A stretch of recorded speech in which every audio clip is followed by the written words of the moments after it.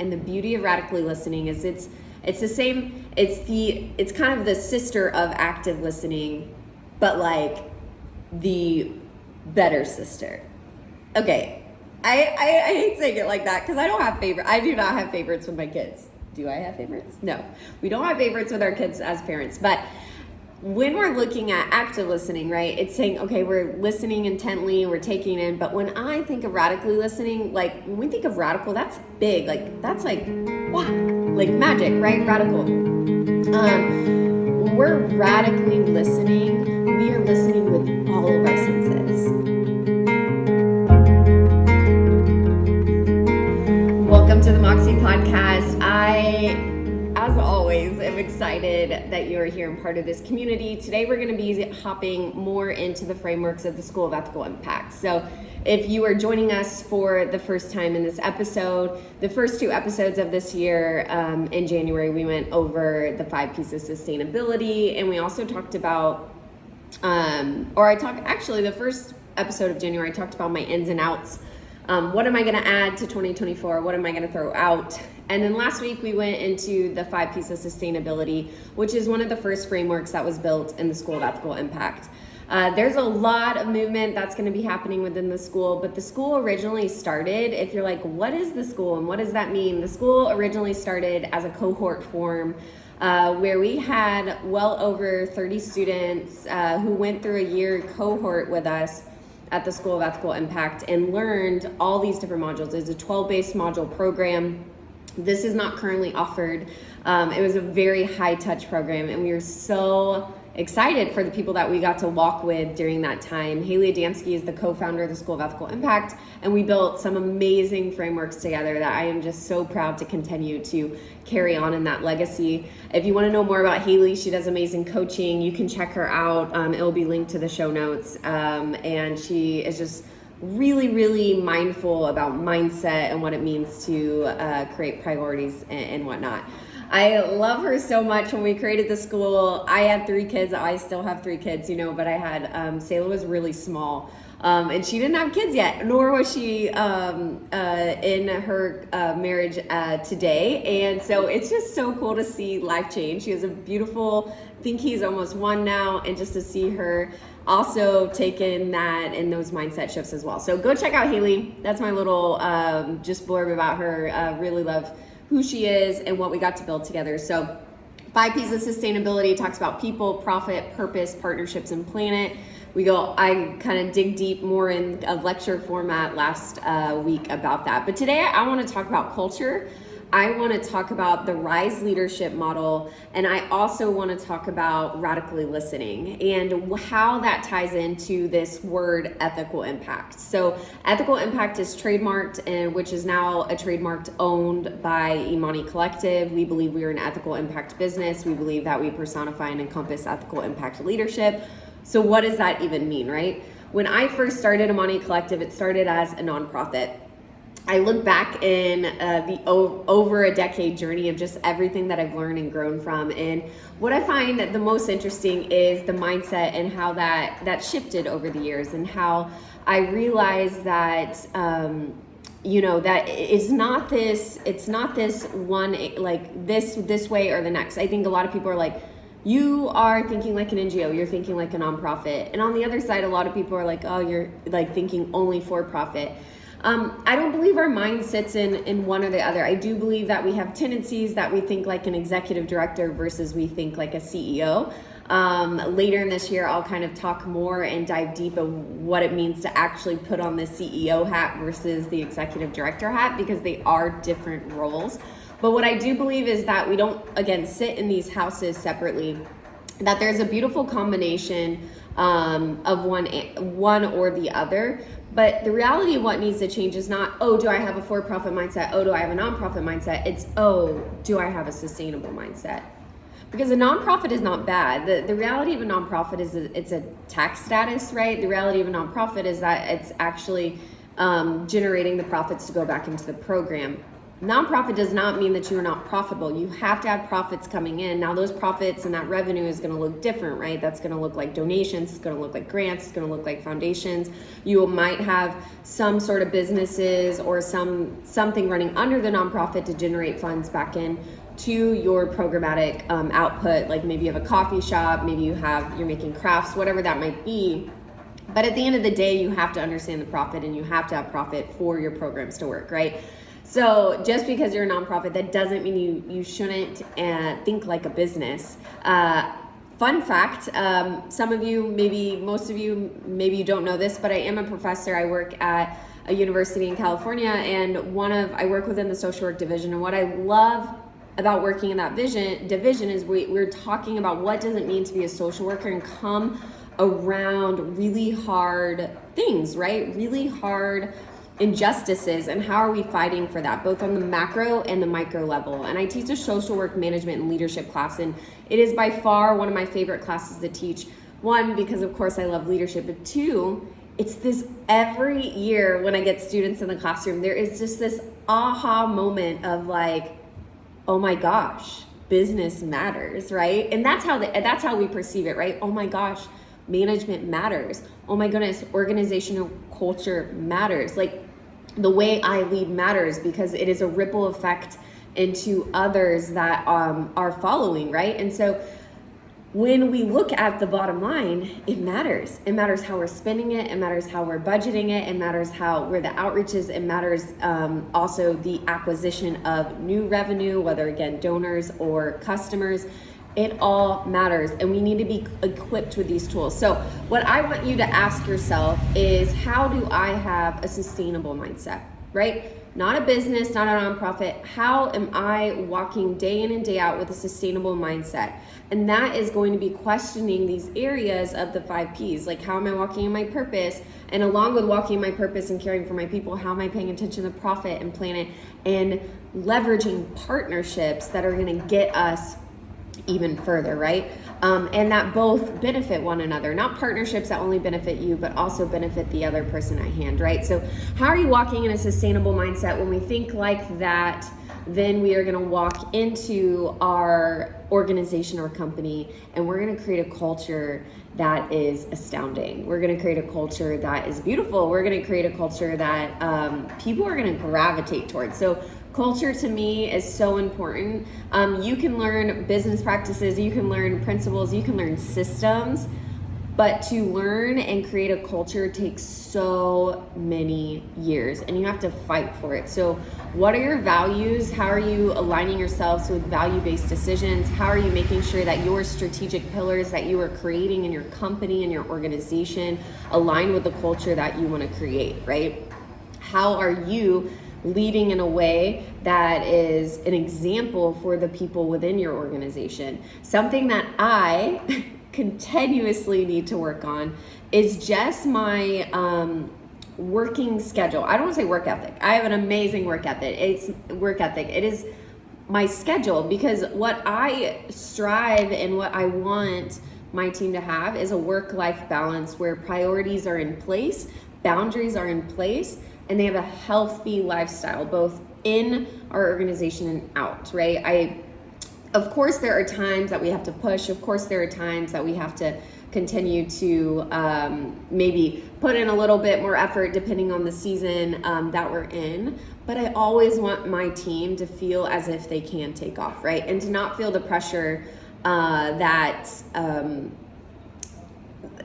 for me, like I'm just thinking to myself, to not feel the pressure from me, because what tends to happen is I work a lot, and I always tell my team, oh, don't follow me as an example. Don't follow me as an example. Now, I got into kind of a bad habit because of working internationally and having to deal with time zones.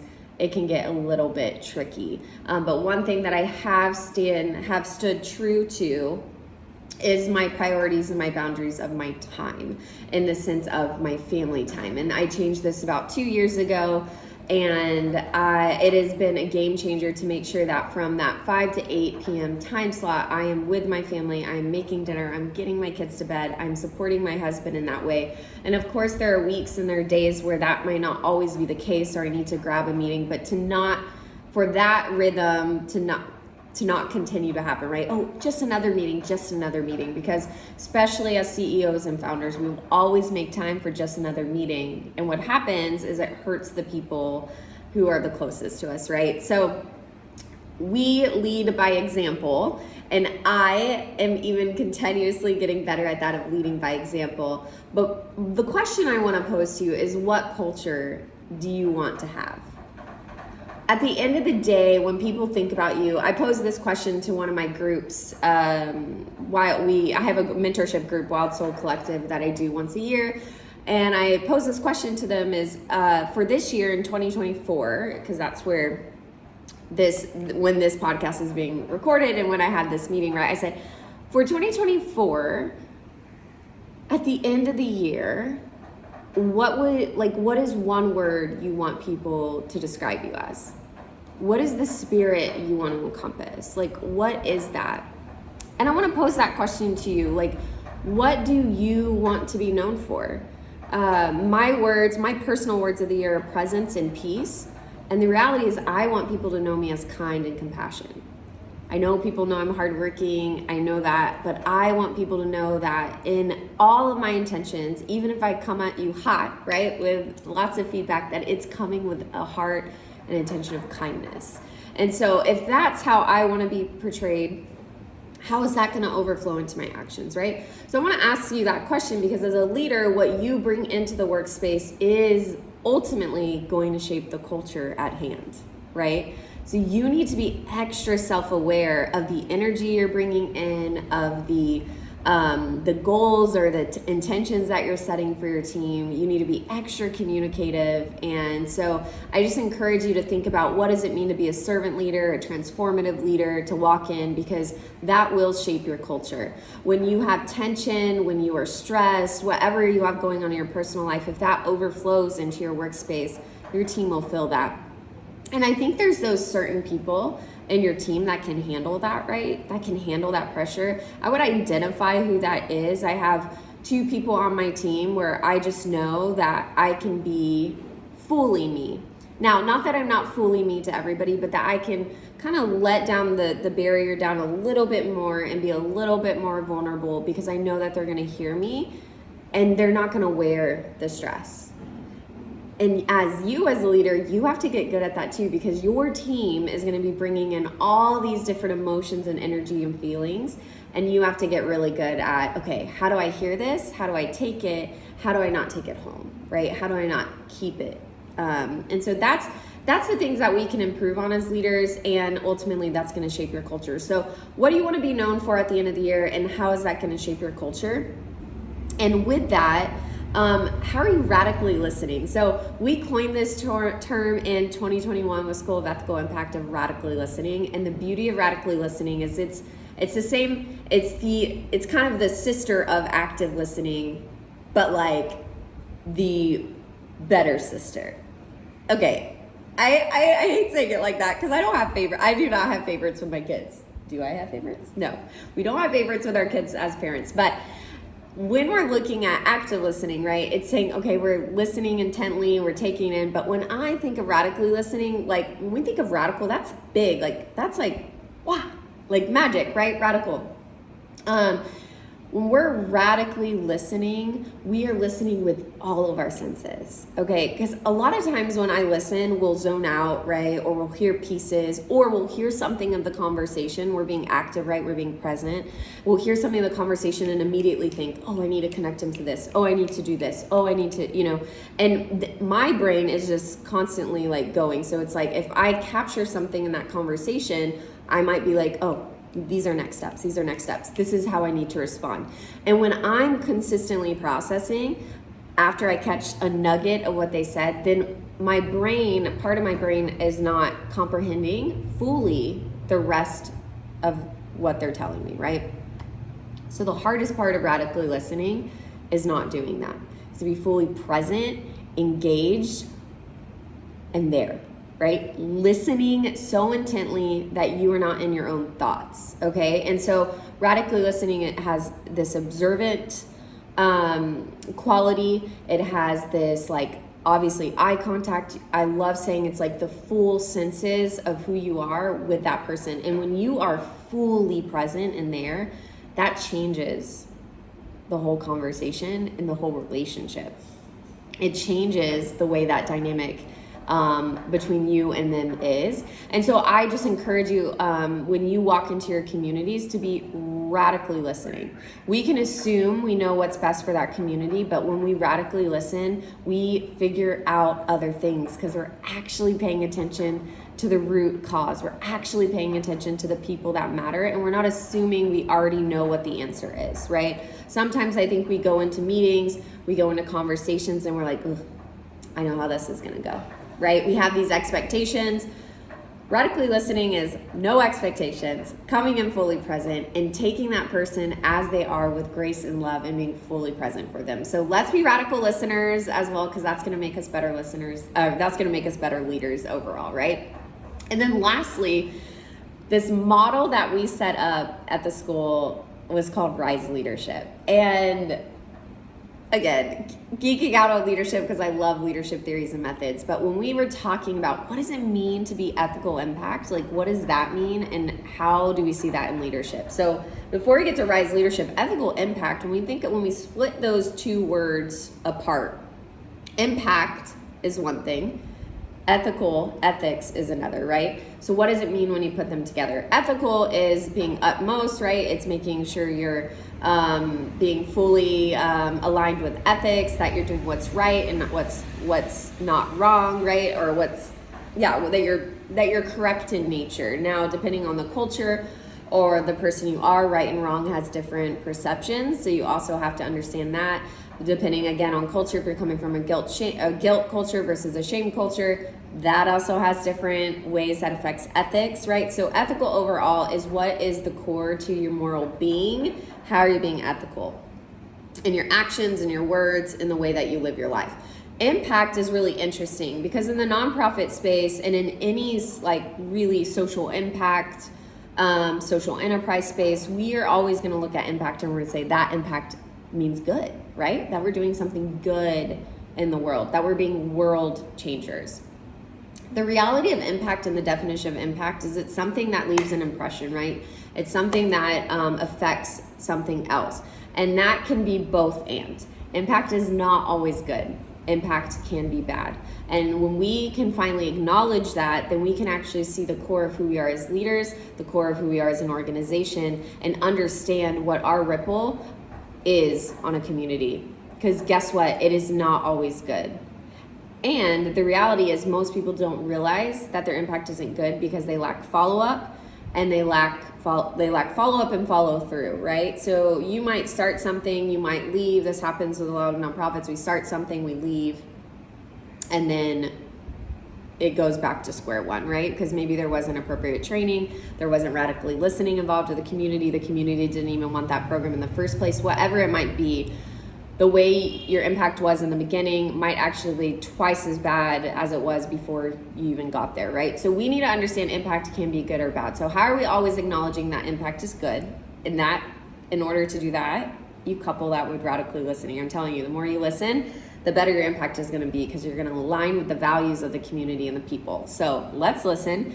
And then with ethical, we're morally doing something that is right, that's good, and is of good character, right? So when we are ethical impact, when we're ethical impact leaders, when we represent an ethical impact organization, we are doing impact that is good and that is aligned with values and ethics, okay? Now, funny enough, you can have really good impact that not is always aligned with the ethics, right? We might cut corners, especially if you work in other countries, like here in Kenya. There's corruption, there's bribery, there's all these different things that will probably get you up the ladder a little faster, but that's not ethical. So where are you on that spectrum? I want to challenge you in what it means to be an ethical impact leader in organization.